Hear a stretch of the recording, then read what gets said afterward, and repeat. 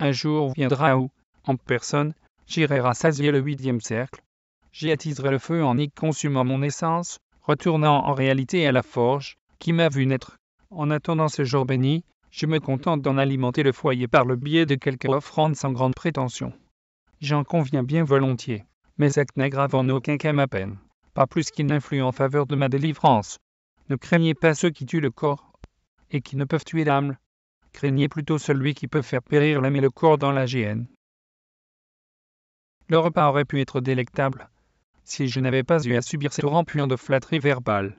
J'étais le convive d'une dame pour ce dîner à la Tour d'Argent l'autre soir. Un tête-à-tête aux chandelles, voyez-vous ça, mon hôtesse? Cette vieille peau de journaliste, star officiant sur la première chaîne, une femme pleine de ressources, mais délaissée par son époux, Don Balkan, un grand financier aux mœurs peu catholiques. J'ai tout de suite saisi l'aubaine, et la séduire fut un jeu d'enfant, avec ma gueule de gigolo, et mes attentions toutes calculées au millimètre, que l'âme de cette catin était tourmentée, bruyante, limite agaçante. J'eus vite fait de finir l'ouvrage pour lequel j'étais mandaté.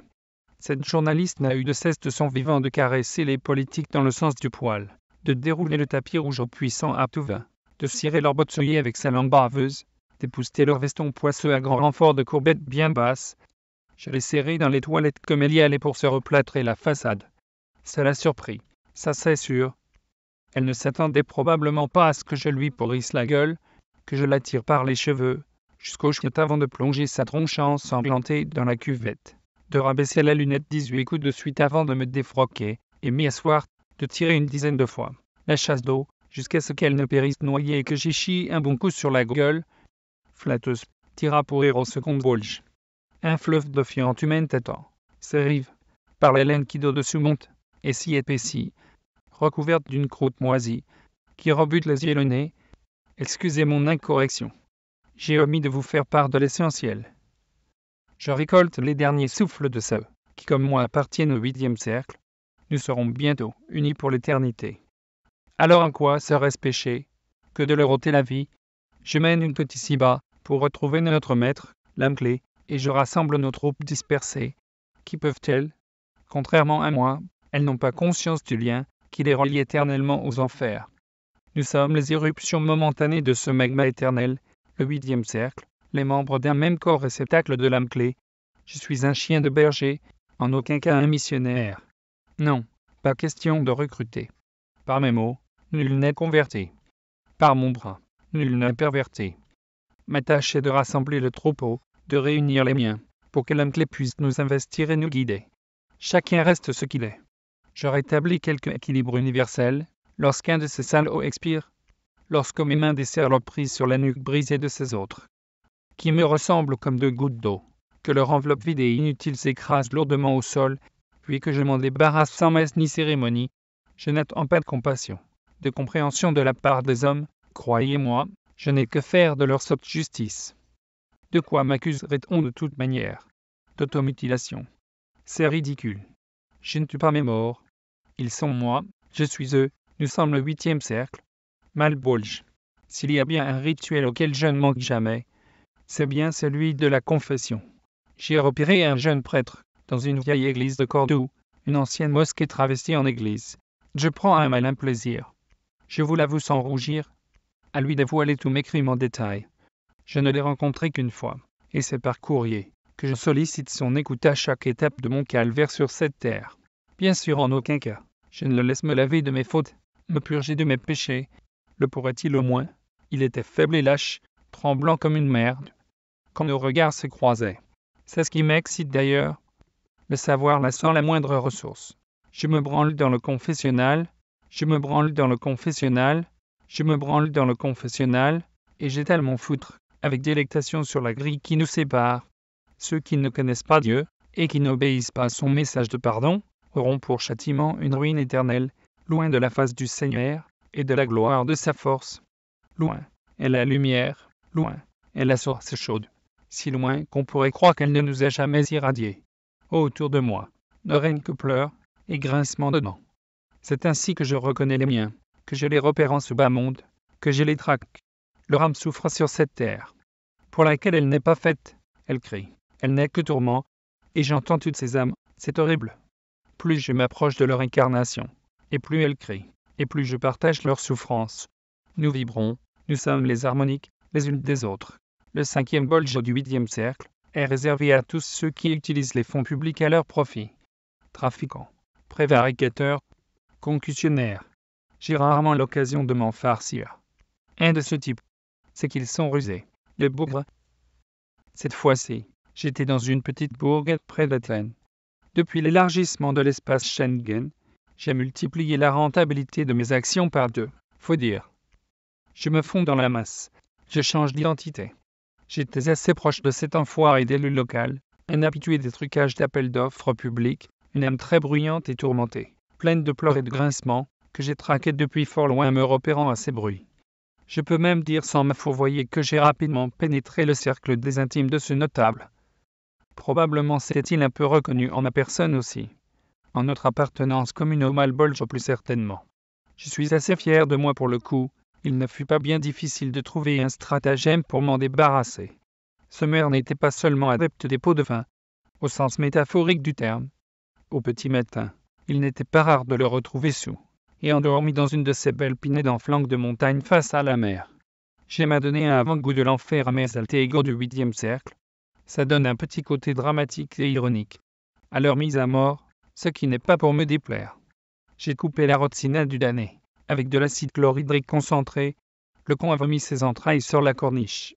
Faut dire que le 5e bolge est réservé à ces pourris de corrompus, et qu'ils y sont jetés dans un lac de poix bouillante, et tourmentés par les diables l'éternité durant.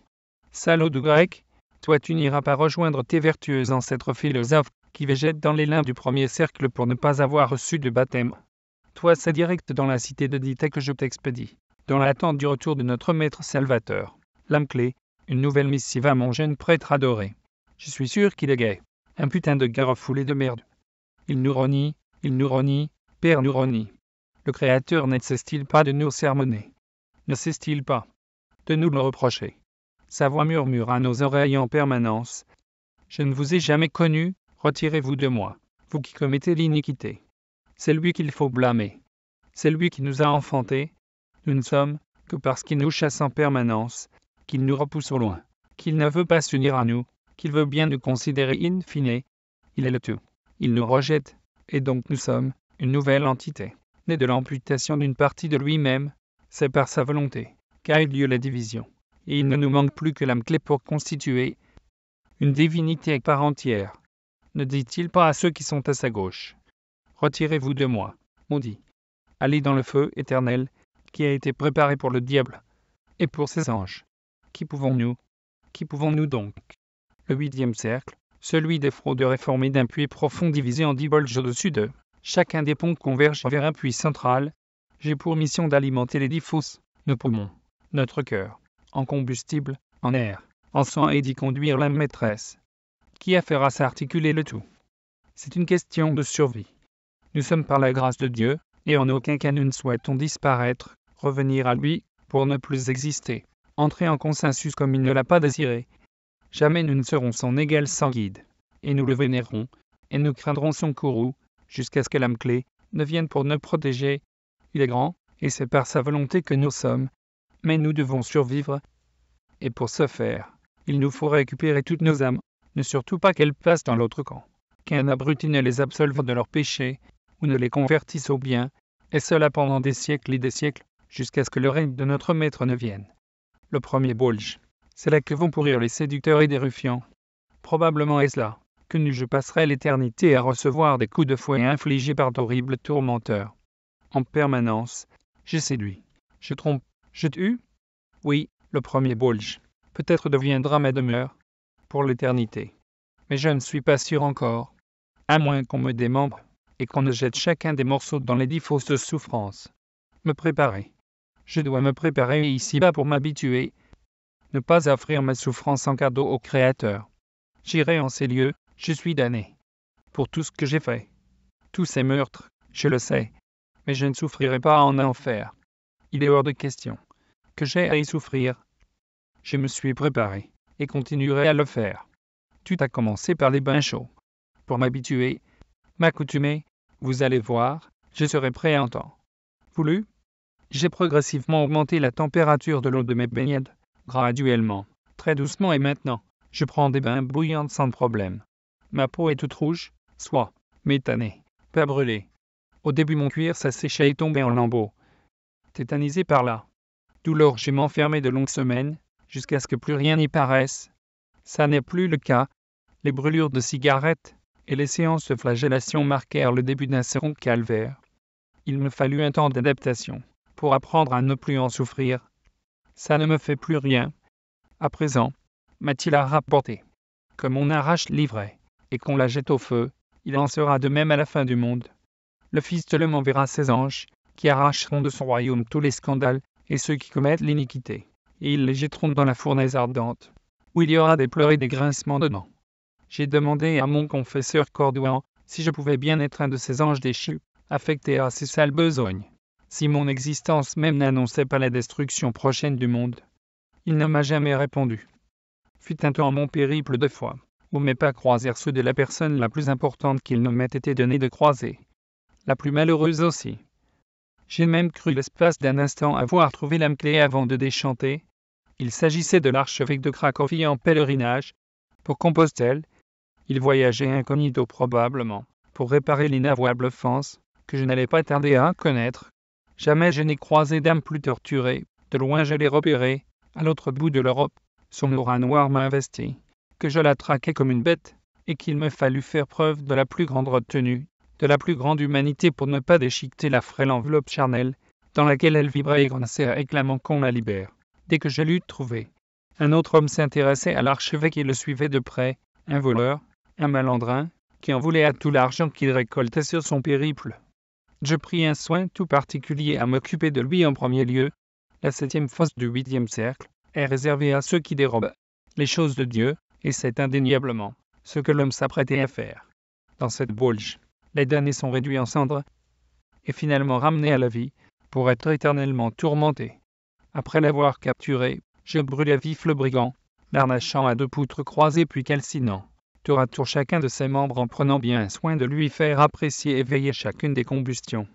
Il rendit pourtant l'âme, avant que je n'attaque le tronc.